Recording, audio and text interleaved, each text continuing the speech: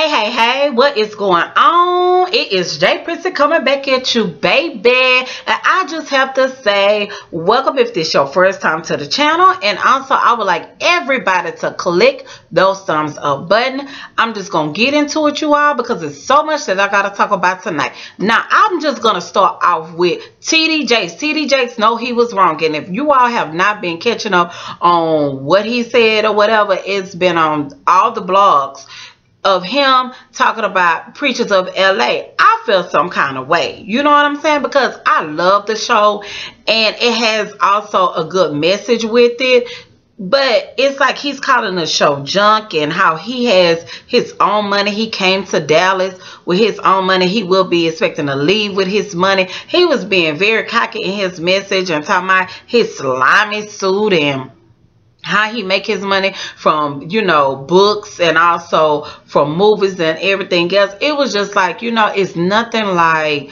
you having so much respect for somebody and to see them act like this. And it's like, why are you doing this? You know, I thought that was your fellow brother. Hey, why are you coming against, you know, Noel Jones or whatever? Noel Jones is on there, and if I'm not mistaken, I know I'm right because I Googled it. Yeah, Noel Jones was at his daughter's wedding in 2011. Yeah, all you gotta do is just pull Noel Jones at Bishop TD Jakes or TD Jakes' daughter's wedding and click on the images, and you'll see Noel Jones in the back of TD Jakes, okay? And he's on other photos. It's just like it rubbed me the wrong way, you all, because I just feel like this. There's just like if somebody that I know that was on a particular show or whatever, I will be careful with my words, you know what I'm saying? And not only that, y'all supposed to be ministers of Christ. You know, it just threw me off with him, because here it is, he got talk shows and all this other stuff, and who's to say that these ministers are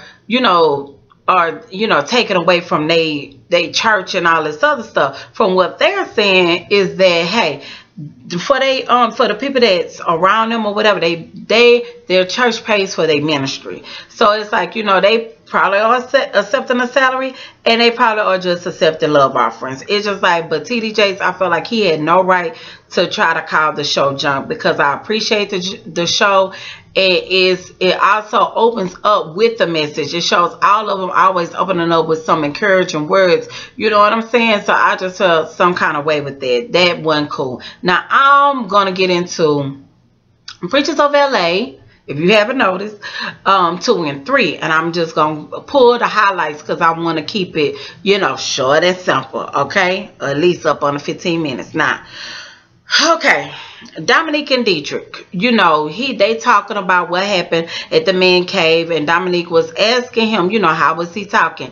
Because he was trying to say something like McClendon was coming at him some kind of way. He don't like no challenge and everything. And Dominique, you know, as us women, we sitting out, you know, Dominique know how Dietrich can be. And he's talking about, you know, he's passionate with his words and everything. And Dominique was like, is this how you was talking to him? You know, he's like, well, you know, I talk with my hands and stuff. And she said, you know, she want him to go back to McClendon and also, you know, be humble as you want him to be humble. She was like, that's my prayer to you. And I was like, you know what? I can see why Dietrich has her, because she has a lot of patience with him, because he is a fire. Oh, Lord, he is something else. So, moving along, McClendon also talked to Bishop Noel about what happened at the man cave, because Noel Jones wasn't there. So he just filling him in. McClendon feeling some kind of way, but at the same time, Noel Jones was like, you know, I think you need to meet up with him. Like, McClendon was like, he ain't got no beef with him, but McClendon ain't for that drama, okay? He like Beyonce. That's why I say he ain't for that drama. And I can appreciate that, and I can respect that. So, also, Noel Jones and his family, they talking, and of course they want him to settle down, and, you know, asking him, you know, he's always doing his thing around the world. When is he gonna settle down and have a wife? Well, Noel Jones ain't trying to do that. As he was telling Loretta, you know, I always say, you know, it's always like they go in a different direction when they talk about relationships. Here it is, Loretta, if you don't know, this is out of love. Noel Jones is not interested in marrying nobody for the next 30 years, okay? If not, for the next of his, while he's breathing. I'm just saying, he is not for that. You know, he likes and he enjoys doing what he does. He like dating different women. It is what it is. Doe Jones don't like to eat chicken every day of his life. If you get my drift. And I'm not trying to, you know, beat him up about it or whatever, but at the end of the day, he's a man. And I can respect him dating and keeping it 100 with Loretta and letting her know, you know, they friends and he's keeping it there. But in her mind, as us women, we thinking, no, we more than that. If we slept together 2 times, we go together. Oh, he giving me money and, you know, he's helping me out with my business. That's my man. Yeah, I'm respecting what he say, but he my man. Like, Loretta is in for the long haul, you all, or whatever. My thing is, if that's what she want to do, baby, go for it. If you could lay with him, surely I could walk by him. Hello, world. That's all I gotta say on that. Now, also, I just really just feel some kind of way about Gibson and his adorable wife meeting up with Dominique and Dietrich, and they want to be a blessing to them and to help them out, you know, about the check, you know, about them get married, and about the shaking thing came up. So what do you all feel about shaking? Because, you know, old school is like, you know, you ain't supposed to shake up until you get married and all this other stuff. And Dietrich now, I just feel some kind of way, because I feel like, Dietrich, why y'all not shaking up? Why I say that is because Dietrich always make it like everybody be in their business and what is it to everybody, but why are you so defensive of that? You know what I'm saying? If you don't care what nobody think, why y'all not living together? You know what I'm saying? That's all I'm saying. Or were y'all living together at first, and then because of the show, it's like, you know, we're gonna separate and we're gonna do what's right? What's really going on? I don't know, but I will, you know, time will tell. So that was interesting. But one thing I like about Gibson is that he was like understanding. He didn't walk away from it when Dietrich was getting hot at the table. He was listening to him, but also he told him, hey, they've been married for 31 years. Ooh. They've been married for 31 years, him and his wife, and he would just like to be a mentor to him, you know. So that was good, because Dietrich, he is something else. He goes there real quick. It's like his temper is like from 1 to 10 real quick. You know, it's like, calm down, Dietrich. Everybody's not trying to attack you and come against you that's in the realm of the church. Oh, hallelujah.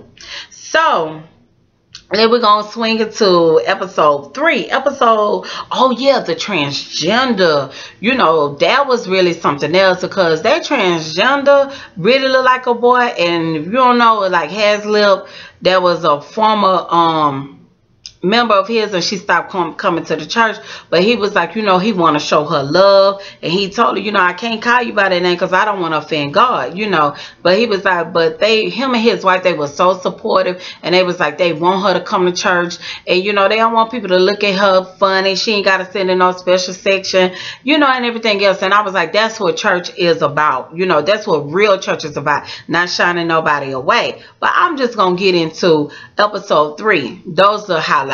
Now, of course, you know, Gibson comes out with, you know, Rick Dog and Biggie, and they are part of the Pyru gang, and they really trying to change their life around. And I really like that about Gibson, because he brought them to a shoe shop, and like Rick Dog was like, man, I ain't never been into no place like this, and that just really warmed my heart. And you could tell like he's been doing this for so long, and he's an older man, and he really, like, Gibson is really taking out the time and really showing them a better side of life and showing him how to walk or whatever. But did y'all catch Biggie? I think that's what he was calling him. I forgot his real name. But he was walking swift on his feet, and he was a handsome. Both of them were handsome men. And I was just like, really, my heart was just, yeah, I'm about to tear up, because that's what it's all about, is saving lives. And I was like, man, this man took out the time to really, you know, spend time with them, and they appreciate it. They got their shoes shine, and he was like, he gonna set them up with a mentor, all of that stuff. I really appreciate, you know, seeing that side, because I was like, yes, that's what it's about, you know, at the end of the day, So that was good. It showed Haslip reaching out to a lady that was going through, she was like real thin, so she would look anorexia or whatever, but that was a gorgeous dog that she had. And you know, him and his wife, they prayed with her, and you know, she was just saying how she was going through depression, anxiety, and all of those things. And it was like, whoa, like it's so much. And I just like, y'all, that was like those two things, they really touched me. And also like, I'm betting these lashes, y'all, because baby, they will come off, and I don't know, y'all, but that was good. And what was I saying before that? Anywho, I just know that, you know, they had decided to do the tea party. Chaney's wife, Maisha, I think that's her name. And all the women came together, and Dominique was the only one that didn't have on a hat. And Dominique did that real cool, like, you know, I think I gotta put in some years in order to wear a hat.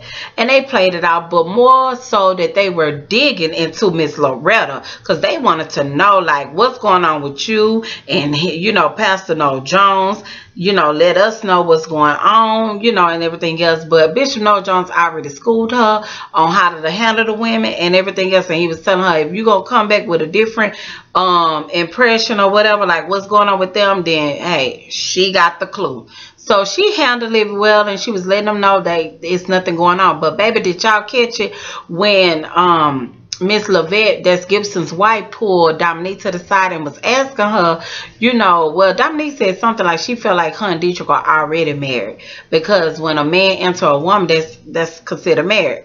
So she said, no, that's fornication. So I was like, yeah, okay. But it was interesting. And y'all, I just have to say this. That ring of Dominique's, it is so hideous. I don't like it. I'm sorry that no, I'm not sorry for saying that. I just feel like Dietrich, he's so passionate about everything else. Dietrich should have took the time out and put a real quality ring on board for Dominique. She's a very beautiful girl, and she seems like she's a good catch. Like, put a ring on it for real and get rid of them diamond chips. That's what I got to say about that. Yeah, I'm not holding my tongue. Now, what else did I like about that? Yeah, also Dietrich, and at the wedding thing, I wasn't here for that.